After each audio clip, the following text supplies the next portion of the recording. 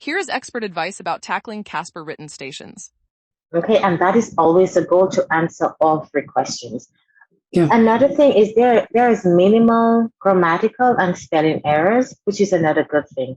Now, although the raters are told that they should not grade you based on grammatical and spelling errors, however, your communication style skills are being assessed, right? And this is an example of your communication skills. So, and also, if as the rater you're reading this and there's a lot of errors in there, it's going to create a negative bias because we're human, which could also negatively affect your grade. Do you suggest writing a little bit of notes, or would you think that would take away from? I think that would take away from your time. If you have to go between the notes and then you're typing, I think that would take away from your time.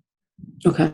And I know there's a lot of moving parts here. You have to ensure that you're typing quickly with minimal errors.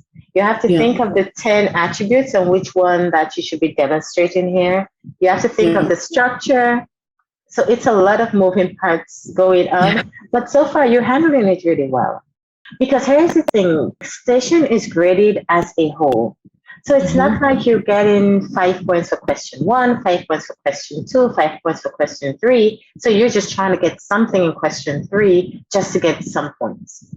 It is looked at as a whole. So if there is nothing in question 3 to consider, there's nothing to consider, right? But if there's an incomplete thought, they have to consider this.